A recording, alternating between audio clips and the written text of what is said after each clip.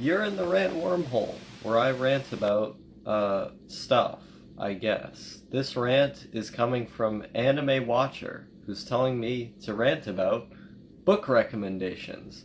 Now, if you've been on this channel for a while, you would know I like books a bit more than average people, I guess. I feel like I should read more of them, but, I want to recommend some of my favorite ones here. One that I really like up there somewhere is In the Penal Colony by Franz Kafka. This book is very, very easy to get into if you're first getting into reading. The language isn't entirely complicated, and, the bits of it that are understandable enough if you just look up some of the words. But it's a deeply fascinating story. Because it takes a kind of comedic tinge on a very horrifying scenario. Essentially, there's this guy who's preserving this torture machine that's archaic and really horrible, that it was part of the old world, and so this traveler has to come to see this guy, and he speaks to him about this torturing machine, and he's watching its use on the day of it being used upon this prisoner. Now, this guy inspects different methods of torture, or rather just different ways that the prison system is conducted all throughout the world. He's known for traveling to these places and learning about them. And his job is essentially to be a consultant, to talk to the leader of this country. But the person who's trying to fight to preserve the use of this torture method is the most archetypical version of a sociopath that you can think of, because he talks in a very polite, well-mannered way, but while doing so, he's talking about things that are so strictly horrible that the only way you can wrap your head around it is that this guy wants structure without the emotion that brings structure. He's detached, and so he's understanding societal rules on their most base level, as in, being polite and speaking in this manner, without understanding the reasons why people do that, the cultural connotation that it has, only doing them as a mask, as it were. And so, you hear him talk in this rambunctious, excited, while simultaneously well-mannered way about horrifying, torturous acts as done by this machine.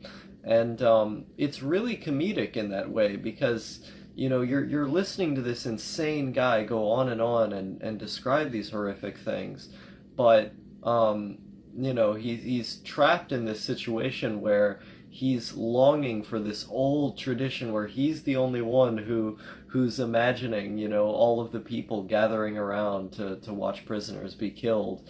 He's the only one who's excited about it. And kind of a theme running through the story is this battle between societal progress and not that. And the entire story, most of it just runs as a conversation. It's an argument between the traveler and this guy, and it's only about like 30 pages. In fact, let me pull it out because I have it up here somewhere. Now this is the paper version, but I think it's only like 30 pages, something like that. No, 27.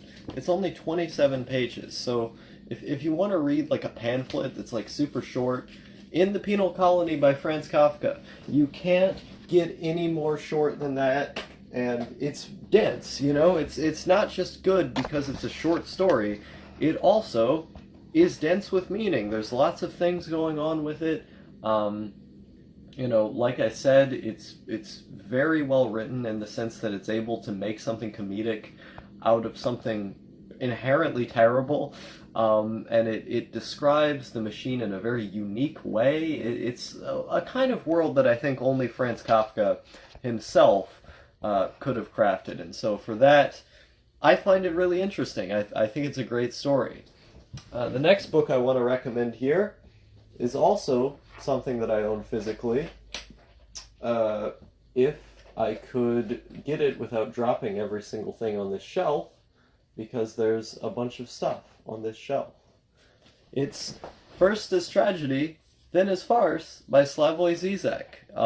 Now, I don't agree with everything in this book, but I think it's a very interesting analysis of socialism or Marxism in the modern day, as well as tying it to a lot of contemporary issues that were palatable at the time this book was written. This book was written in about 2009, and it was a response to the September 11 terror attacks, as well as the 2008 financial crash. It kind of applies these older Marxist ideas to a modern setting.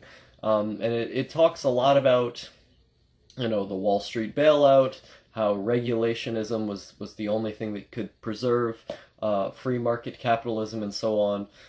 It talks about Kung Fu Panda in a weird way. Like there's this weird part in the book.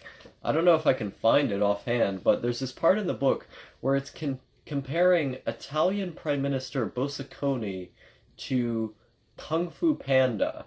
And it's talking about how, as a right-wing populist, he's kind of presenting himself as this man of the people who cheats on his wife and, is one of you and all this other stuff, while simultaneously using the mechanisms of the state to benefit the elite class. That he's using this populist type of human skin in order to do something much more dastardly and scary. And so there's a lot of analysis like that. Like he talks about the Palestinians and the Jews in here. He talks about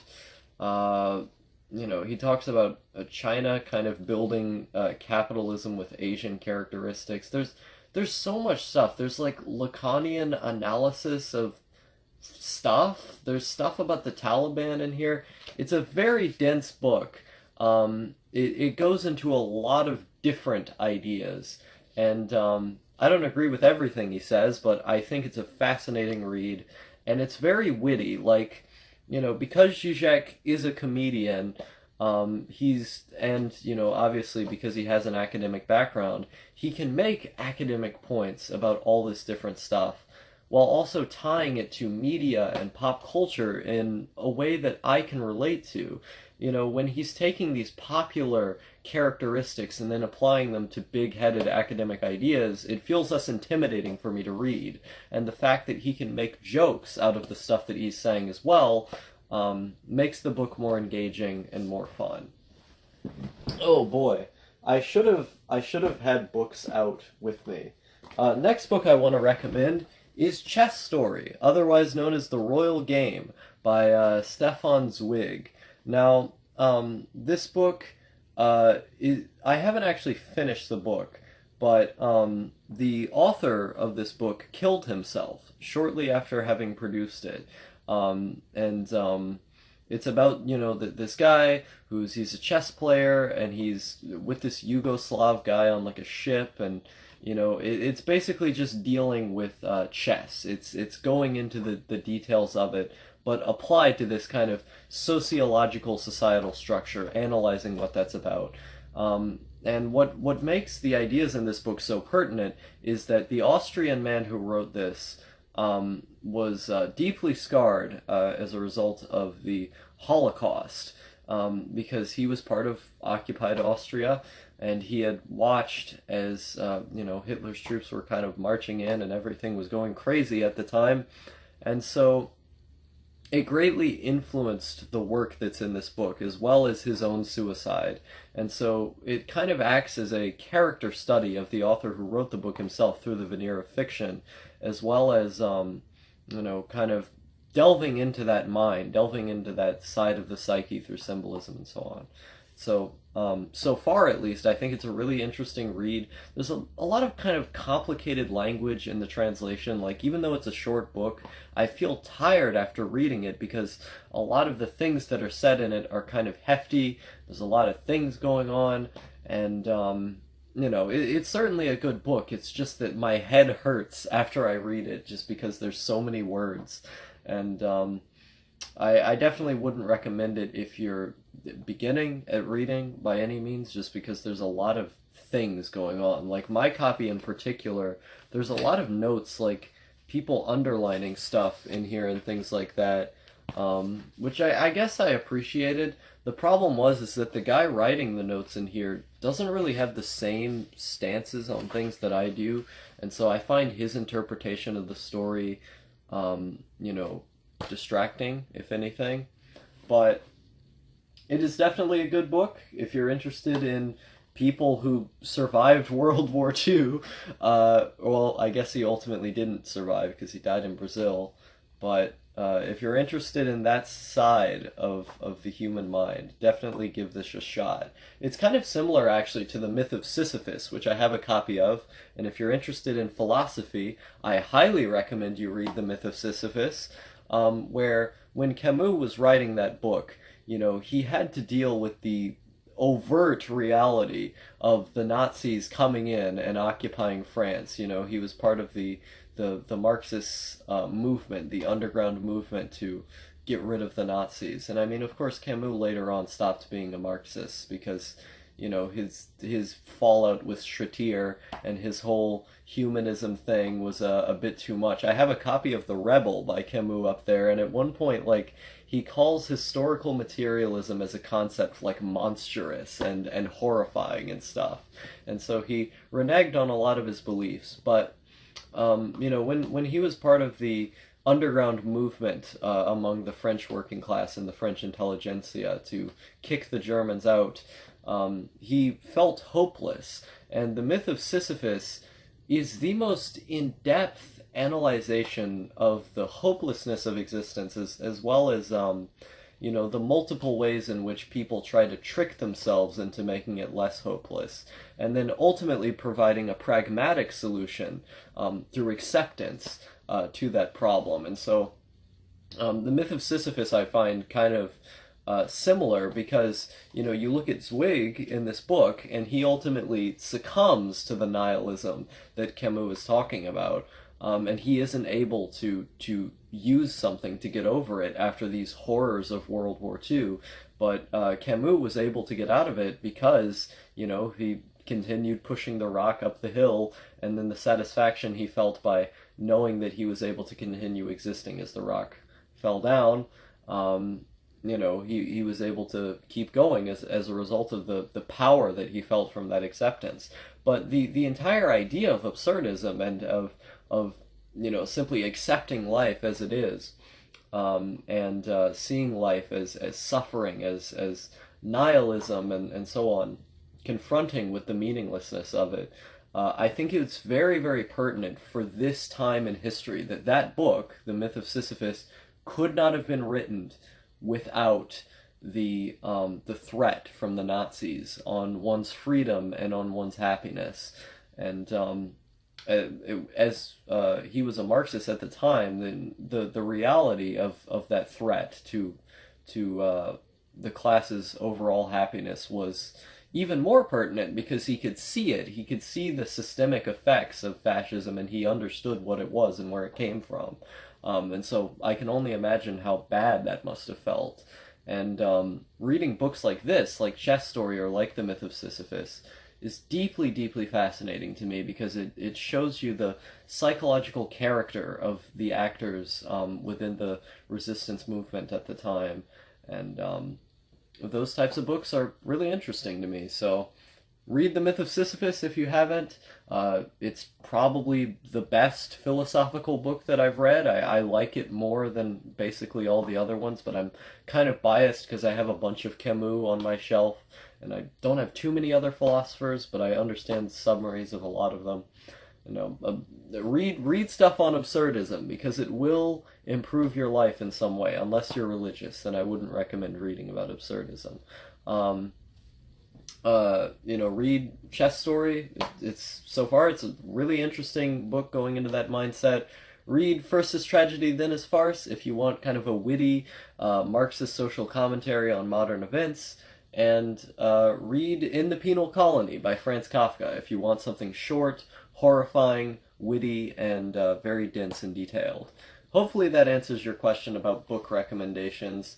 I guess one other that I'll throw in there is How to Read a Book by Charles Van Doren and Bartholomew L. Alder, J. Alder. Actually, that's a J.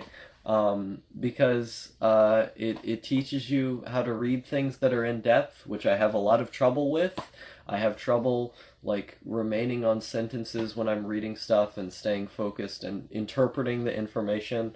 So if you want to get into reading, and if you want to read more like a professor, then read that book. It's called How to Read a Book. It's a classic.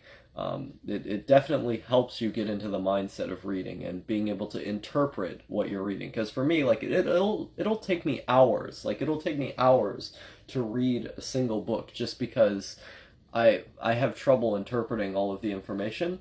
So reading that book has definitely helped give me tactics to interpret all of what I'm reading and understand it. So hopefully that answers your question. There's a lot of books in existence that are good. I've been reading Manufacturing Consent by Noam Chomsky.